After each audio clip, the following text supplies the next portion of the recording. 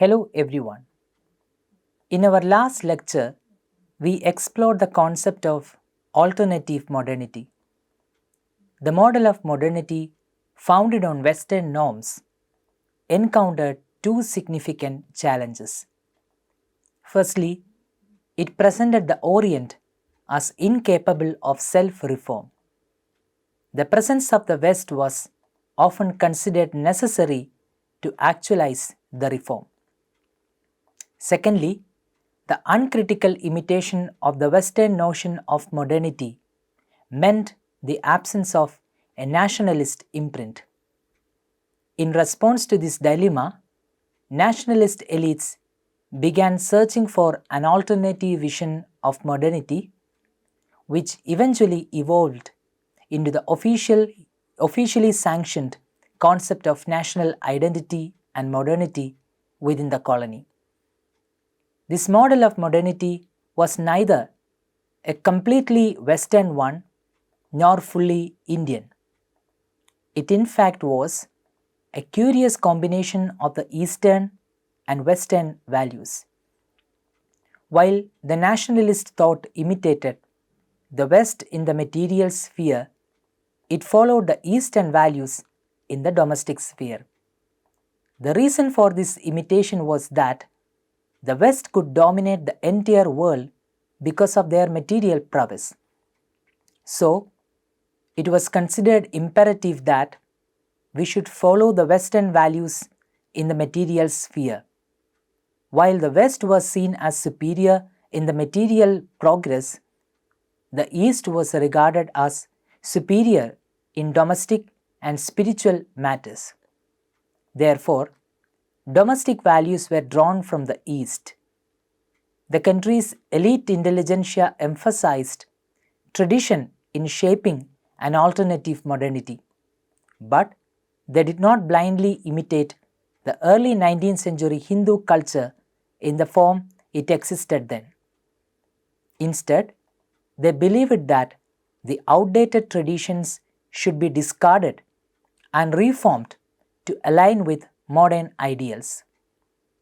Reforming Hindu traditions was the first step in developing this alternative modernity. The idea of colonial modernity had a great impact on every aspect of Indian life. It significantly transformed the traditional Indian household in many ways.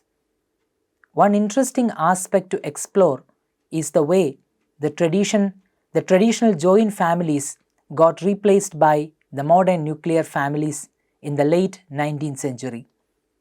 This period marked an important shift in the understanding of what constitutes a household under the influence of colonial modernity. During this time, the coexistence of traditional Indian values and Western material values gave rise to a unique blend of cultural and societal dynamics. This fusion was characterized by the adaptation of certain Western practices and ideals while preserving essential traditional values. This transformation in the image of the household is reflective of broader shifts in society, and it underscores the complex interplay between colonial influences and the enduring significance of traditional Indian values. To develop a proper understanding of these changes, we necessarily need to delve into certain specific factors that define this changing notion of the household and how it represented a microcosm of the broader changes taking place in India during this period. The first major change that I want to highlight here is a shift away from the extended and joint family structure and the formation of nuclear families based on the concept of companionate marriage. The traditional view of marriage was that the primary purpose of a man and a woman in a marital framework was procreation. In other words, marriage aimed to make sure that the family line is not broken. This idea that the marriage is solely for the creation of progeny was at war with the ideals of modern companionate marriage, which emphasized that marriage did not just mean the procreation but also the strong bond and friendship between two like-minded people. In the framework of the modern companionate marriage, the wife was also considered a friend and a companion to her husband. So, treating one's wife as a friend or a companion often meant showing affection, intimacy, and equality. But there was a problem there. In the conventional joint family structure, it was not often possible for a young couple to show their affection for each other in public. Now you may ask why. Well, the public display of affection was often against the existing moral codes of the joint family. Aspects like the public display of affection, showing intimacy towards each other in public, displays of affection such as holding hands or exchanging glances or even sharing private jokes and so on, were often seen as inappropriate and indecent in the framework of joint family. It was also perceived as even disrespectful to the elders. Such behavior was seen as violating the moral codes of modesty and decorum in the household. In the moral universe of the joint family, the love or affection between a husband and a wife was supposed to remain very private and personal. It was supposed to be subdued and subordinate to collective familial responsibilities. In short, the modern notions of companionate marriage which emphasized mutual affection and public display of intimacy stood in stark tension with the traditional norms of the joint family. It clearly challenged the very basis of the marriage and relationship in the extended household. In the traditional joint family framework, both men and women made it a point to adhere to a social code that required them to show attention to other family members. This was to prove that they were not obsessed with each other in a selfish or inappropriate way. This implies that the joint family, which represented the local customs and traditions, was seen as an impediment to the creation of a modern nuclear family based on the values of modern companionate marriage. What does this show? This shows that a separation from the joint family was necessary to set up the modern conjugal life. Here, we should note that the emergence of the modern family was not the result of a conscious attempt on the part of the modern colonial youth, in the sense that one fine morning the youth in the new middle class family did not decide to leave away from the joint family to start a modern nuclear family. Well, the separation was rather gradual and natural. It was facilitated by the newer material opportunities created by the colonial rule. One of the most important forces in this regard was the formation of the modern occupational life. The emergence of the modern occupational life played a crucial role in disrupting the conventional structure of the joint family. One of the primary reasons why joint family was retained was the agrarian occupation of the individuals. The family members stayed together in a large family group to look after the farm field. It was often necessary that there should be large labor force to do the farming. The joint family often provided the labor force for the agricultural activities. With the development of the modern professions, emergence of bureaucratic jobs, and the urban job markets, young men started migrating to cities in pursuit of salaried work.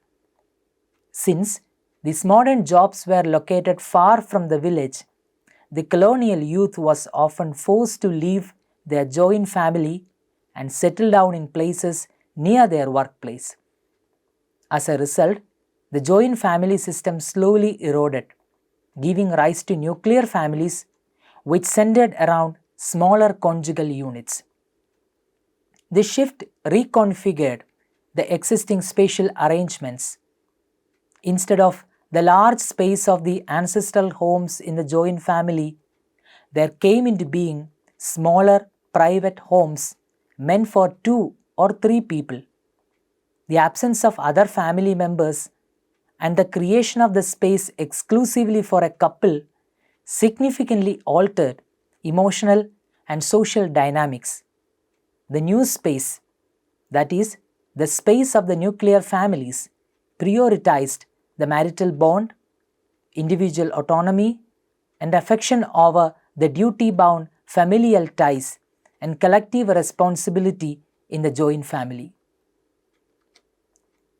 Kaviraj, in his article, clearly demonstrates this radical change in family relationships in the colonial period through the autobiography of Shibnath Shastri. Shibnath Shastri was a Bengali social reformer, writer, translator, scholar, editor, philosopher, and historian. Shastri's family represented the first generation that came under the direct influence of modernity. Through a juxtaposition of Shibnath Shastri's life with that of his father and grandfather, Kaviraj clearly shows how the modern nuclear family came into being in colonial Bengal and how it differed from the joint family. Shastri's grandfather lived in a joint family and he was a traditional Pandit in his village. But Shibnath Shastri's father, Harananda Bhattacharya, received the modern education and managed to secure a government job. This means that his job necessitated him to move away from his ancestral joint family and move to a place that is near his workplace. Instead of depending upon village support and land ownership, Shastri's father worked as a teacher in government-funded schools and he earned a regular salary. His job demanded frequent relocation from place to place and this changed how the family lived. Harananda, however, did not take his family with him. He wanted to keep some traditions. While his wife and children stayed in the village as part of the joint family, he moved to different places for his work. Since distances between his workplace and ancestral homes were not too great, he could easily visit his family on weekends and holidays. Harananda, Shibnath Shastri's father, followed this lifestyle throughout his life. While his real home remained in the village, he stayed in temporary rented rooms near his workplace. But in Shibnath Shastri's time, things changed further. As opposed to his father, who kept his family in the joint family in the village, Shibnath took his wife and children along with him wherever his job took him. This marked a radical shift from the older way of living in a permanent ancestral home. Never ever in their lives did Shastri's family have a fixed place in the village. Instead, they lived together in different rented houses, following the demands of his work.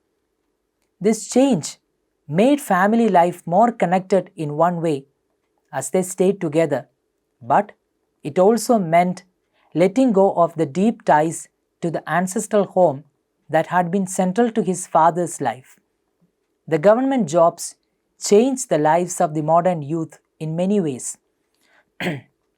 First of all, the youth who secured the government jobs had to move away from their ancestral homes.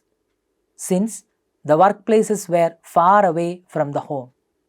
Many of them, especially those who belong to the elite spectrum of the job, go to live in large, comfortable government housing.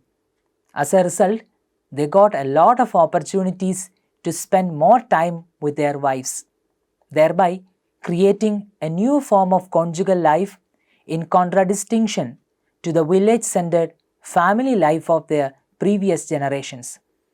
For those who were financially stable, this meant a young couple with good income living in each other's close company in large, stylish homes. When families moved away from their ancestral homes, everything changed. In the old system, elders and relatives were always around, watching over young couples and making sure they followed traditional values like maintaining a sense of modesty in marriage. But once a couple moved away, there was no one to enforce these rules. Without family members constantly offering advice, the husband naturally turned to his wife for support and guidance. This didn't mean men and women suddenly become equals in terms of power, but it did mean they shared the same experiences. They had to make decisions together, solve problems together, and navigate life as a team. For husbands, having a wife who was uneducated or unable to understand their interests became a real problem. It was simply inconvenient if she couldn't engage in conversations or share in his concerns. So, many men started educating their wives, not necessarily out of a desire for gender equality, but because it made their own lives easier. Over time, this led to a subtle shift. As couples faced life's ups and downs together, their shared experiences created a deeper bond. Unlike in a joint family, where memories were shared with many relatives, now the couple had a world on their own. This brought them closer. Interestingly, while most marriages didn't start as love stories, many became romantic over time. Living together in a modern setting, dealing with work, and being influenced by ideas of independence and even romantic novels, these things shaped a new kind of intimacy between husbands and wives. This period marked the elite native bourgeoisie's invention of the concept of modern private, which was necessary to reshape the traditional domestic sphere both structurally and ideologically. As noted by Bose, this signaled the breakdown of the idea of a larger order and the assertion of individual independence, as well as the newfound importance placed on intimate personal relationships. In the upper echelons of society, the concept of family planning has long been ingrained in their culture. This is mainly due to their exposure to Victorian morality, which took root as early as the early 19th century. Under the influence of Victorian moral standards, which significantly impacted the Bhadralok, having a large family with numerous children was viewed as a sign of sexual profligacy and a lack of sexual discipline.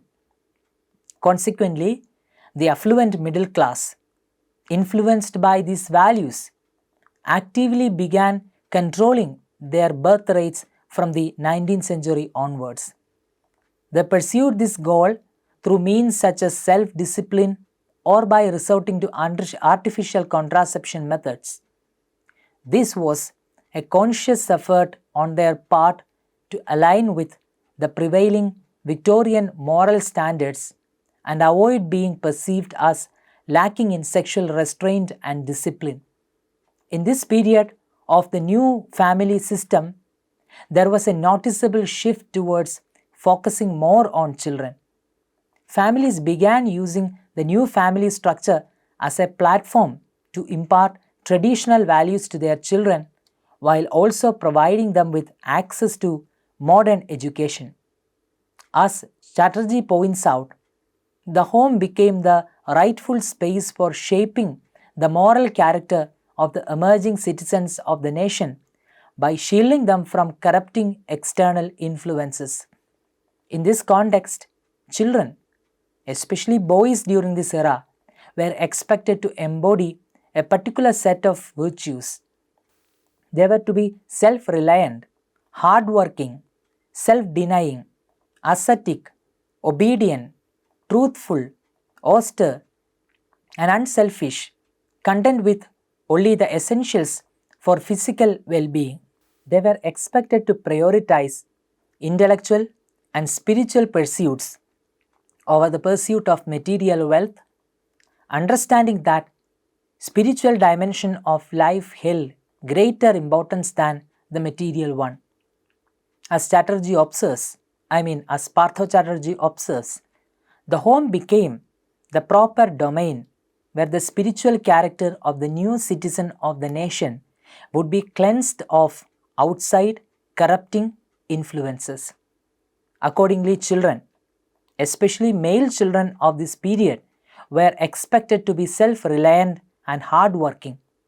So it meant that during this period, there was a lot of emphasis on what is actually called parenting. Children were not left unfree. They were supposed to be under the watchful eyes of parents. Children were not supposed to fashion their identity on their own. On the other hand, they were supposed to be mentored by elders, especially the parents. This was made possible primarily because there was a smaller space now for the parents to look after the child. In the previous situation, that wasn't the case. They were living in a joint family. Parents never got enough opportunity to look after their kids. They were supposed to sacrifice everything for others. But in the long run, this situation drastically changed. They started paying a lot of attention to their own kids. The interior of the homes also underwent drastic changes during this time. Previously, home just served as a functional purpose. That is, it was simply a place to live. But now, the home became a place to mark one's changed modern sensibility. We can say for certain that one of the first areas that underwent a change due to colonial modernity was the traditional Indian household. This started with a significant overhaul of the conventional family structure. The concept of discipline and order, which played a crucial role in shaping the way nationalists envisioned native culture, also began to influence the domestic sphere of native life. Discipline was considered as an important aspect which made the Britishers powerful. It was also seen as the reason for them developing a civilization. Thus, discipline was seen as essential to the power of the colonial state. The idea of discipline was further brought to the home. Influenced by Western homes, the Indian bourgeoisie of the time made extensive effort to modernize their households. Colonizers picturized the Indian household as unhygienic. It was often said that as people who enter an Indian home would feel as if they have been transported there to atone for all the sins of their life. To answer this charge and the similar charges against the inner spiritual realm of the society, the Indian intelligentsia set out to reform the domestic sphere. In order to execute this transformation, the family, which was blamed to be devoid of discipline, was chosen by the Indian reformist leaders. The strong desire for order and discipline in the sphere of the home can be very well compared to the larger desire for a disciplined and organized society.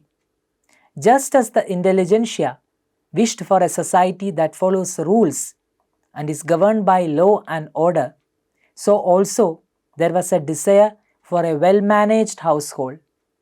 This connection shows that the need for structure goes beyond just the home and applies to the nation as well.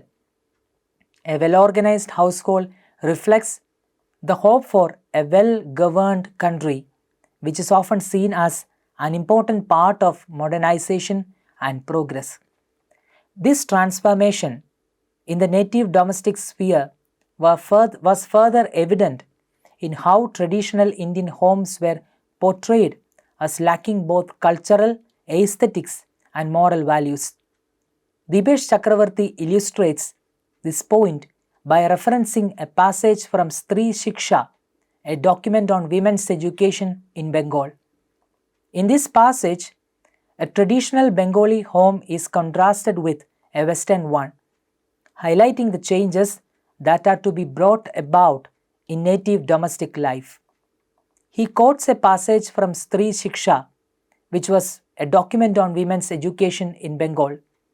Here, a traditionally Bengali home and a Western home are clearly differentiated from each other. The house of any civilized European is like the abode of the gods. Every household object is clean, set in its proper place, and decorated. Nothing seems unclean or smells foul. It is as if the goddess had become manifest to please the human eye. In the middle of the room would be a covered table with a bouquet of flowers on it, while around it would be a few chairs nicely arranged with everything sparkling clean. But enter a house in our country and you would feel as if you had been transported there by your destiny to make you atone for all the sins of your life. A mass of cow dung torturing the senses, dust in the air, a growing heap of ashes, flies buzzing around, a little boy urinating into the ground and putting the mess back into his mouth. The whole place is dominated by a stench that seems to be running free. There is no order anywhere. The household objects are so unclean that they only evoke disgust. The idea of discipline was the key to colonial aesthetic. The traditional Indian homes were portrayed as having no discipline and hence lacking aesthetics. In the traditional Indian conception, home primarily had a functional purpose, that is, a space for living. But during the colonial period, the conception of home as a living space alone underwent a drastic change. It soon became a reflection of one's class identity. Colonial discourses often portrayed traditional Indian homes as chaotic, cluttered, and lacking in aesthetic coherence, an absence of discipline that was equated with a lack of taste or refinement. In contrast, European nations of the home emphasized order, symmetry, cleanliness, and spatial demarcation, aligning with Enlightenment ideals of rationality and control. While traditional Indian homes were primarily functional, designed to accommodate extended families, daily routines, and climate-related needs, they were not concerned with visual spectacle or the display of personal identity.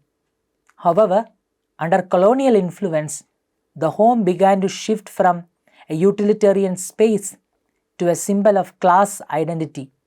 Furniture, decor, and spatial arrangements were increasingly modeled on European styles, and the home came to reflect not just one's way of living, but one's own assimilation into bourgeoisie colonial modernity. This redefinition of domestic space aligned with broader process of cultural transformation, where aesthetics became a tool for signaling civility, hierarchy, and modern belonging. Now, let's summarize all the major points we discussed so far. The colonial portrayal of Indian household as unhygienic, and disorderly prompted Indian reformist leaders to embark on a mission to transform the domestic sphere. Discipline, considered a key element of British power and civilization, was introduced into Indian homes, primarily through women, as a response to these critics. The home, perceived as a space where the nationalist intelligentsia could exert some autonomy and control, became a focal point for this transformation. The drive for discipline within the household not only aimed to address colonial criticisms but also served as a strategy to assert Indian autonomy and sovereignty, particularly in the context of women's roles. This complex interplay between colonial influences, gender dynamics, and the nationalist agenda highlights the significance of discipline in shaping both private and public aspects of Indian society. I hope you are thorough with these concepts. Thank you.